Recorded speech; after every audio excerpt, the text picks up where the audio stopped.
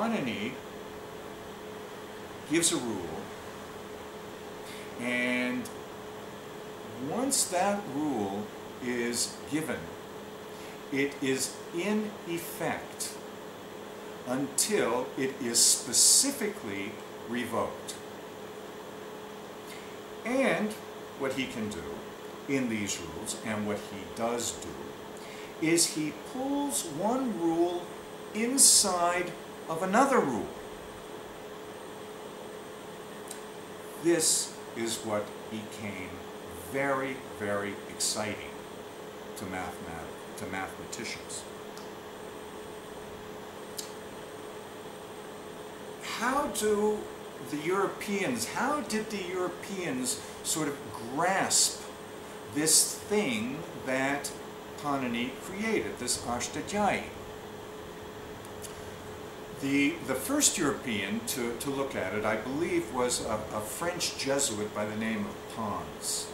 And he was very impressed with it, of course, but I don't think there was much that he could really understand.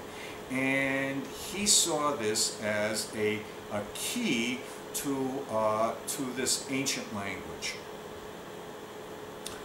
Colebrook, in the 18th century, an Englishman, probably the first Englishman to really learn Sanskrit, he was very familiar and fascinated with the Ashtadhyayi of Panini.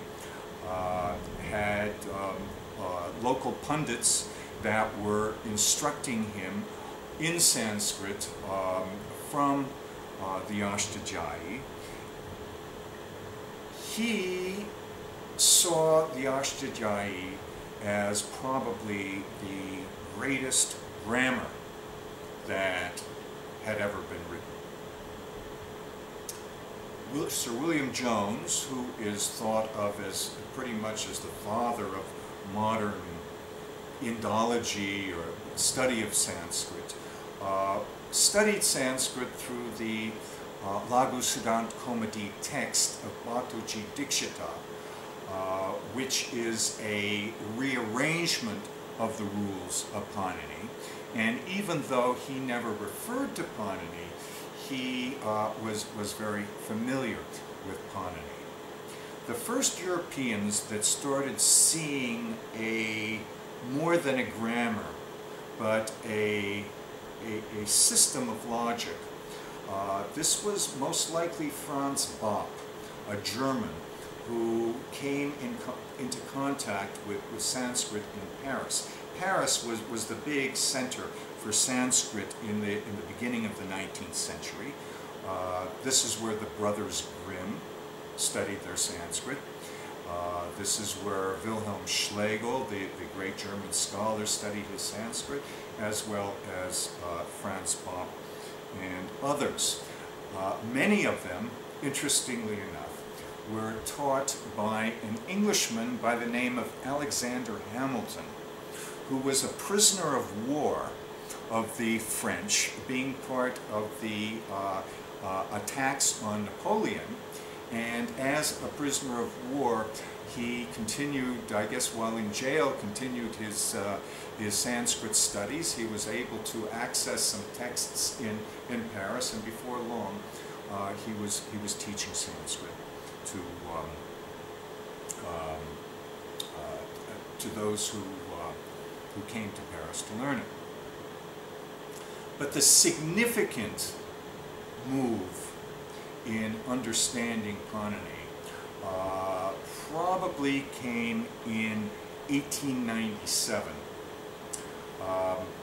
It was in 1897 that Ferdinand de Saussure, the Spanish philosopher and linguist, established what he called the formal rules of language. And it was these formal rules of language that were reinterpreted by Noam Chomsky in the mid-50s. I think it was 1957. In the mid-19th century, There was a German, what was his name?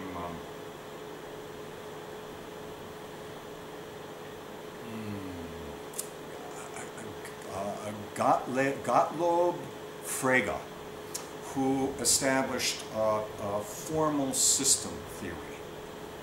And this was the first time in Europe that they had conceived of a mathematical system that resembled Panini. You could say that this was the beginning of the marriage of language and mathematics. We go to about 1940, and we come up with a mathematician, American mathematician, by the name of Emil Post. Emil Post, being familiar with Panini's work, used one of Panini's incredible innovations, which was this placing of null letters, meaningless syllables, letters, or stops at the end of these Maheshwar Sutras and further on in the rules.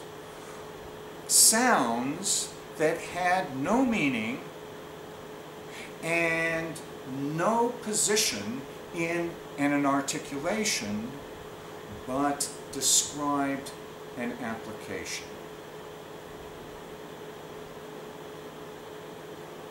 It was this that began the fascination with recursive theory. And this is the connection with Panini that established computer programming languages, the computer revolution, and the whole IT revolution. The idea of placing a rule inside of a rule in the same way that Panini would place one sutra inside of another sutra.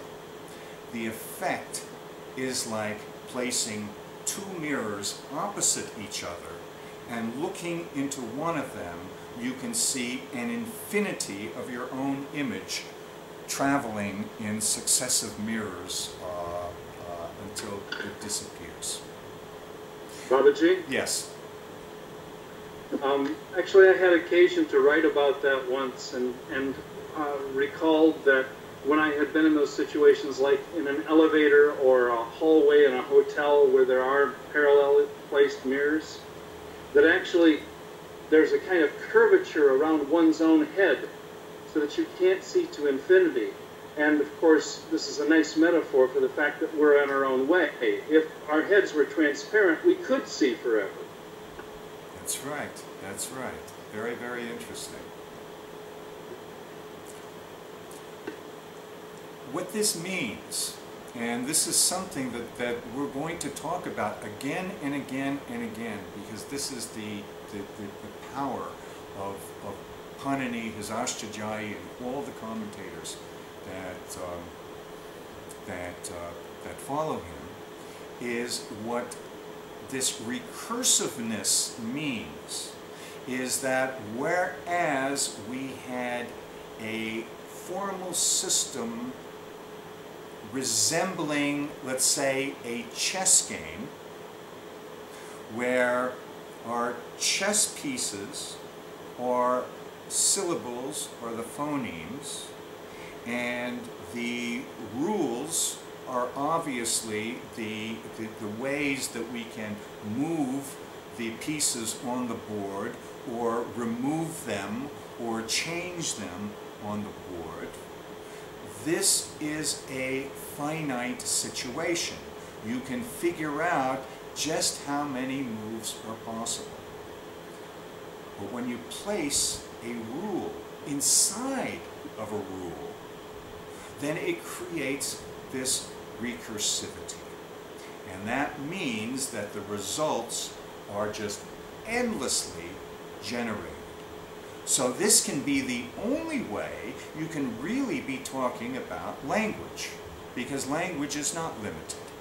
Language has the potential to expand exponentially. And this is the reality of language. So Panini is not speculating here. He is not prescribing here that you shall speak like this. He is describing the actual mechanism of how language works and how language becomes the world from consciousness. And then, at the same time as he gives a description, this is an application. This is almost like a computer program itself. Now consider that we have analyzed and criticized the metaphor of the machine when talking about the human body, and especially with regards to the yoga movement. We can identify the metaphor of the machine with this post-enlightenment, post-industrial society. But what's happening here is almost the opposite. That a virtual world, many virtual worlds, have been created in the last 30, 40 years by means of the computer and computer programming languages, where we can start with some numbers. Somebody can be sitting at their keyboard and can be putting in numbers and logical expressions. And the result of that is imagery or telecommunications or calculations or all the various things that take place in the virtual world, and then further results of those things that take place in the virtual world. So, in the same way that when we generate an entire language based on these phonemes and rules and morpheme roots, when we generate an entire language of all possibility of thought, experience, and knowledge, what happens if you take that same logic, that same system, and apply it in other ways? In this case, you apply it in a machine.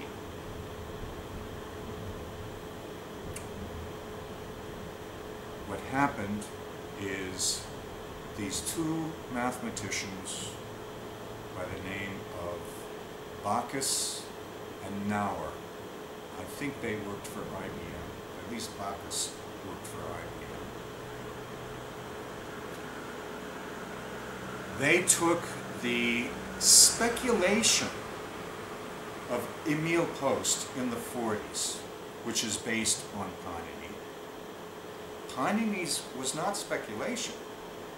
Panini's was a description of a living language and the application of a living language.